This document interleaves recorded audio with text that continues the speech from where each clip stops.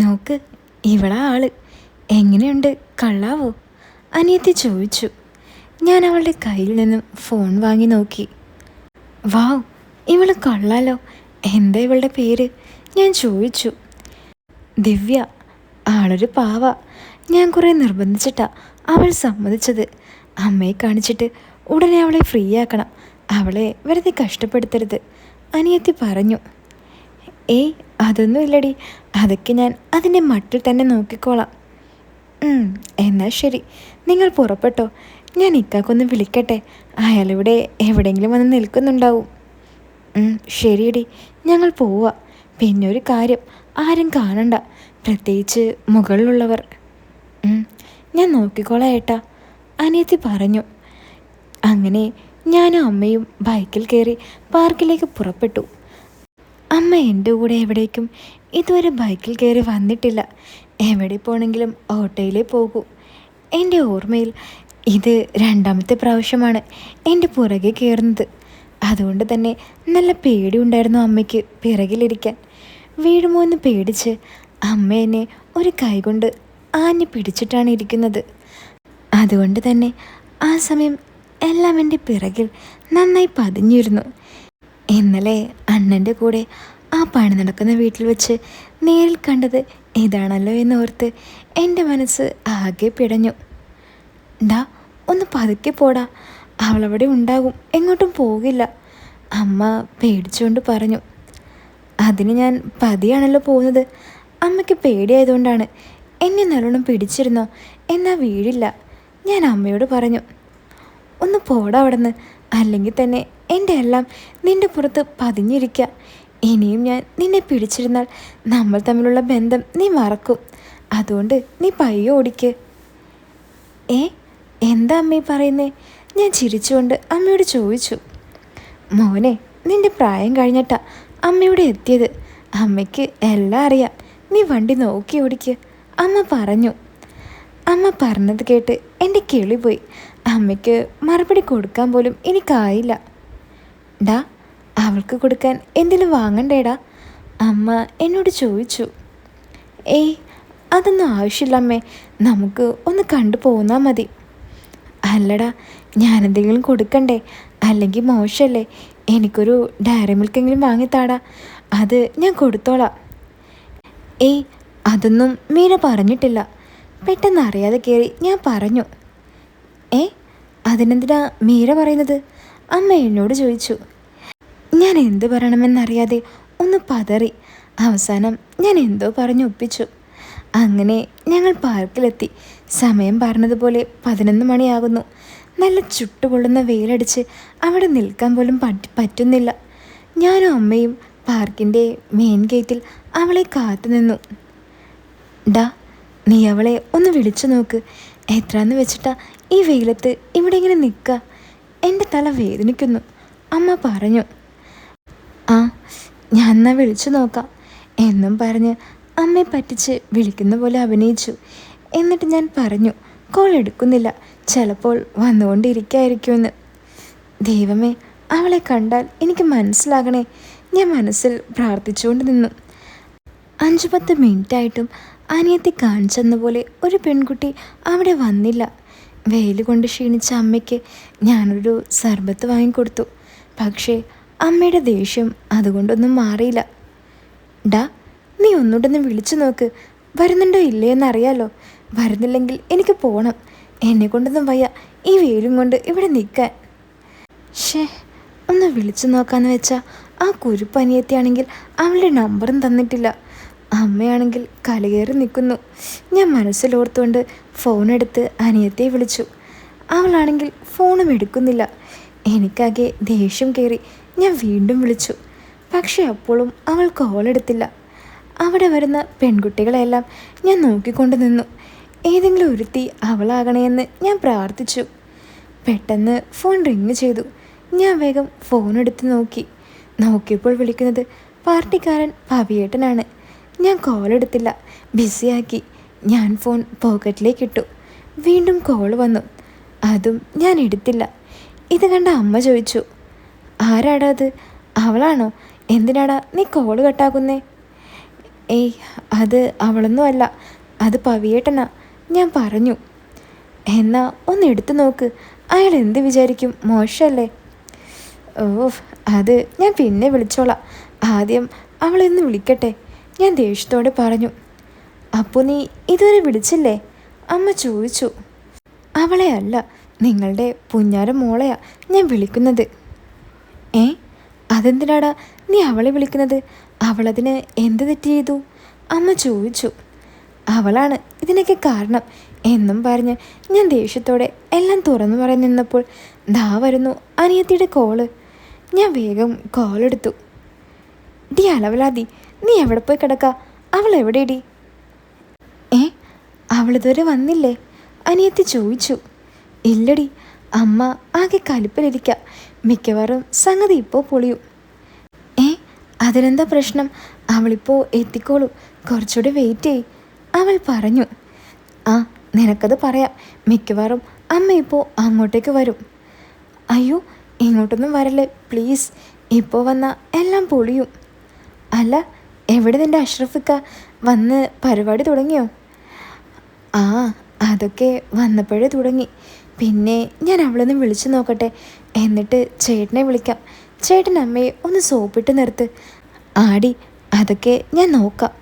അല്ല, അയാൾ എനിക്കുള്ള ഐഫോൺ കൊണ്ടുവന്നിട്ടുണ്ടോ? പിന്നെ അല്ലാതെ, അതൊക്കെ എൻ്റെ കയ്യിലെത്തി.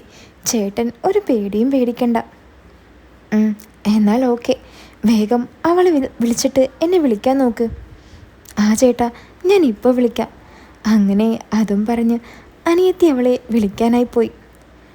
എടാ, നമുക്ക് പാർക്കിൻ്റെ അകത്തേക്ക് കയറിയാലോ? അതാവുമ്പോൾ അവിടെ വല്ല ഇടത്തും തണലുണ്ടാകും, അവിടെ ഇരിക്കാം, അമ്മ എന്നോട് പറഞ്ഞു. അത് അമ്മേ, അപ്പോൾ അവൾക്ക് നമ്മളെ കാണാൻ പറ്റില്ലല്ലോ, അവൾ നമ്മളെ പുറത്ത് തിരയേണ്ടി വരില്ലേ? ഞാൻ പറഞ്ഞു. ഏ, അതെന്തിനാ?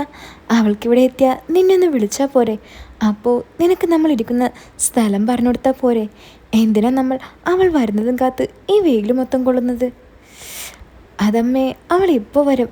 എന്തായാലും അവൾ വന്നിട്ട് നമുക്ക് അകത്ത് കയറാം, ഞാൻ അമ്മയോട് പറഞ്ഞു. അത് പറഞ്ഞ് തീർന്നതും അനിയത്തിയുടെ കോൾ വന്നു. ചേട്ടാ, അവളവിടെ എത്തിയിട്ടുണ്ട്. പിന്നെ അവളുടെ കൂട്ടുകാരി ഉണ്ടെന്നാണ് പറഞ്ഞേ. ചേട്ടൻ അമ്മയൊന്ന് കാണിച്ച് അപ്പോൾ തന്നെ അവിടെ നിറങ്ങണം. ഒരിക്കലും അവർ തമ്മിൽ സംസാരിക്കാൻ ഇടവരരുത്. ആ ശരിയടി, ഞാൻ നോക്കാം. ഞാൻ കോൾ കട്ട് ചെയ്തു. അവൾ വരുന്നത് നോക്കി നിന്നു. പെട്ടെന്ന് ഒരു സ്കൂട്ടറിൽ 2 പെൺകുട്ടികൾ പാർക്കിലേക്ക് പോകുന്നത് ഞാൻ കണ്ടു. ഞാൻ സൂക്ഷിച്ചു നോക്കിയപ്പോൾ എനിക്ക് മനസ്സിലായി അത് അവർ തന്നെയാണെന്ന്. അമ്മേ, ദാ അവർ വന്നു, ഞാൻ അമ്മയോട് പറഞ്ഞു. എവിടെയാണെന്ന് ചോദിച്ച് അമ്മ ആ കടയുടെ ചെയറിൽ നിന്നും എഴുന്നേറ്റ് എൻ്റെ അടുത്തേക്ക് വന്നു. ദാ ഇപ്പോൾ വരും, നമുക്കിവിടെ അറിയാത്ത പോലെ നിൽക്കാം, ഞാൻ അമ്മയോട് പറഞ്ഞു. അതെന്തിനാടാ അറിയാത്ത പോലെ നിൽക്കുന്നേ? എനിക്ക് അവളോട് ഒന്ന് സംസാരിക്കണം. ഏ, സംസാരിക്കാനോ? അതൊന്നും വേണ്ട, ഒന്ന് കണ്ടാൽ മതി. സംസാരമൊക്കെ പിന്നെ ആവാം. ഇപ്പം നമുക്ക് ഇവിടെ നിന്ന് മാറി നിന്ന് കാണാം. എന്ത്, മാറി നിന്ന് കാണാനോ? അപ്പോൾ അതിനാണോ നീ ഇങ്ങോട്ട് എന്നെയും കൊണ്ട് വന്നത്? നിനക്കിത് ആദ്യം തന്നെ പറഞ്ഞുകൂടായിരുന്നോ? വെറുതെ ഈ വെയിൽ മൊത്തം കൊണ്ടു. സാരമില്ല അമ്മേ, പിന്നെ ഒരിക്കൽ അമ്മയ്ക്ക് സംസാരിക്കാം. ഇപ്പം നമുക്ക് വേഗം കണ്ടിട്ട് പോകാം, അതല്ലേ നല്ലത്. ശരി അമ്മേ, ദാ വരുന്ന പെൺകുട്ടി, നോക്ക്. എവിടെടാ? ദാ ആ ചുവപ്പ് ചുരിദാറിട്ട് വരുന്ന പെൺകുട്ടി. ഏത്, ആ ചുവപ്പ് കളറോ? അമ്മ എന്നോട് ചോദിച്ചു. അതെ അമ്മേ, എങ്ങനെയുണ്ട്? ഞാൻ അമ്മയോട് ചോദിച്ചു. കൊള്ളാം. അല്ല, അതേതാ? അവളുടെ കൂടെ വേറൊരുത്തി, അവളെനിക്കറിയാലോ. അതവളുടെ കൂട്ടുകാരിയാ. അമ്മയ്ക്ക് എങ്ങനെ അറിയാനാ? അമ്മയ്ക്കാൾ മാറിയതാവും, ഞാൻ പറഞ്ഞു. ഇല്ലടാ, അത് നമ്മുടെ ഗോപാലേട്ടൻ്റെ മോളാ. ഇവളുടെ കൂട്ടുകാരിയായിരുന്നു നീ നോക്കുന്നത്. ഇനിയിപ്പോൾ അന്വേഷിക്കാൻ എവിടെയും പോകണ്ട, അവളോട് ചോദിച്ചാൽ പോരെ. ആ, അത് ശരിയാ. അമ്മ കണ്ടില്ലേ, ഇനി നമുക്ക് അങ്ങോട്ട് പോയാലോ? ഞാൻ അമ്മയോട് ചോദിച്ചു. പോകാനോ? എടാ, ഞാനൊന്ന് സംസാരിച്ചിട്ട് വരാം എന്നും പറഞ്ഞ് അമ്മ എൻ്റെ അടുത്തുനിന്ന് അവരുടെ അടുത്തേക്ക് ഒരൊറ്റ പോക്ക്. ഞാൻ കുറേ പറഞ്ഞു നോക്കി പോവല്ലേ എന്ന്, പക്ഷേ അമ്മ അത് കേൾക്കാൻ നിന്നില്ല. അമ്മ അവരുടെ അടുത്തേക്ക് ചെല്ലുന്നത് കണ്ട് അവർ രണ്ടുപേരും പേടിച്ച് പിറകിലേക്ക് തിരിഞ്ഞു നിന്നു. പക്ഷേ അതൊന്നും കാര്യമാക്കാതെ അമ്മ അടുത്തേക്ക് ചെന്നു. ഞാൻ പിറകെ ഓടിയും ചെന്നു. അമ്മ അവരുടെ അടുത്ത് ചെന്ന് അവരോട് സംസാരിക്കാൻ തുടങ്ങി. അവരും അമ്മയോട് നല്ലതുപോലെ എല്ലാ കാര്യങ്ങളും സംസാരിക്കുന്നുണ്ടായി. പക്ഷെ ഒരു പ്രശ്നം എന്താണെന്ന് വെച്ചാൽ ഗോപാലേട്ടൻ്റെ മോൾക്കറിയില്ല ഇതൊക്കെ ഞങ്ങളുടെ പ്ലാനാണെന്ന്. ഗോപാലേട്ടൻ്റെ മകൾ ഗൗരിയോട് അവൾ പറഞ്ഞത് ശരിക്കും ഞങ്ങൾ തമ്മിൽ ഇഷ്ടത്തിലാണെന്നും എൻ്റെ അമ്മ കാണാൻ വരുന്നത് കൊണ്ട് അവളെ ഒരു കമ്പനിക്ക് വിളിച്ചതാണെന്നുമാണ്. പക്ഷേ ഗൗരിക്ക് അറിയില്ലായിരുന്നു ഞാനും അമ്മയുമാണ് അവളെ കാണാൻ വരുന്നതെന്ന്. അമ്മയുടെ ഓരോ ചോദ്യത്തിനും ദിവ്യ കിടന്ന് വിറയ്ക്കുന്നുണ്ടായി. എന്നാൽ ആ സമയം ഗൗരി ഇതൊന്നും അറിയാതെ അവളെ പറ്റിയും അവളുടെ വീട്ടുകാരെ പറ്റിയും അമ്മയ്ക്ക് പറഞ്ഞു കൊടുക്കുന്നുണ്ടായിരുന്നു. മതി സംസാരിച്ചത് എന്നും പറഞ്ഞ് ഞാൻ അമ്മയുടെ കൈ പിടിച്ച് ബാക്കിലേക്ക് വലിച്ചു. നിനക്കെന്താടാ ഇത്രയ്ക്ക് ധൃതി? ഞാനൊന്ന് സംസാരിക്കട്ടെ. ഒന്നുമില്ലെങ്കിലും എൻ്റെ മരുമകളാമോന്ന് കൊച്ചല്ലേ, അമ്മ പറഞ്ഞു. മതി അമ്മേ, അവർക്ക് പോകണം, വീട്ടിൽ തിരയും, അവർ പൊക്കോട്ടെ, ഞാൻ അമ്മയോട് പറഞ്ഞു. കൂട്ടത്തിൽ ഞാൻ ദിവ്യയോട് കണ്ണുകൊണ്ട് കാണിച്ചു അവളെയും കൂട്ടി പൊക്കോ എന്ന്. ദിവ്യ ഞാൻ പറഞ്ഞതുപോലെ അമ്മയുടെ കൈ പിടിച്ച് അമ്മയോട് ഞാൻ പോട്ടെ എന്ന് ചോദിച്ചു. അവളുടെ ആ മര്യാദയും വിനയവും അമ്മയ്ക്ക് ഒരുപാട് ഇഷ്ടപ്പെട്ടു. അമ്മ അവരോട് പോകാൻ പറഞ്ഞു. അങ്ങനെ അധികം വൈകാതെ അവരവിടെ നിന്ന് പോയി. ഡാ, ആ പെൺകുട്ടി കൊള്ളാലോ, നമുക്കിന്ന് തന്നെ അവളുടെ വീട്ടിൽ പോയാലോ?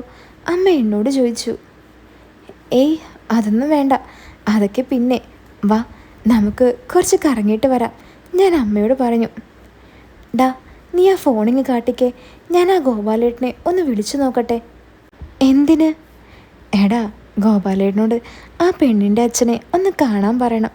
എന്നിട്ട് വേണം ചേട്ടനോടും രാജേട്ടനോടും ഒന്ന് പറയാൻ. എൻ്റെ അമ്മേ, അതിനൊക്കെ ഇനി ഒരുപാട് സമയമുണ്ട്, അമ്മ കിടന്ന് ധൃതി പിടിക്കല്ലേ, ഞാൻ അമ്മയോട് പറഞ്ഞു. ഇതിപ്പോൾ ആകെ പണിയാവുന്ന മട്ടാണല്ലോ. ഇനി ആ പെണ്ണ് എന്ത് വിചാരിച്ച് കാണുമോ ആവോ. ഞാൻ ഫോണെടുത്ത് അനിയത്തിക്ക് വിളിച്ചു. ഇക്കയുടെ പരിപാടി തീർന്നിട്ടില്ലെന്ന് തോന്നുന്നു. അവൾ കോൾ എടുക്കുന്നുണ്ടായിരുന്നില്ല.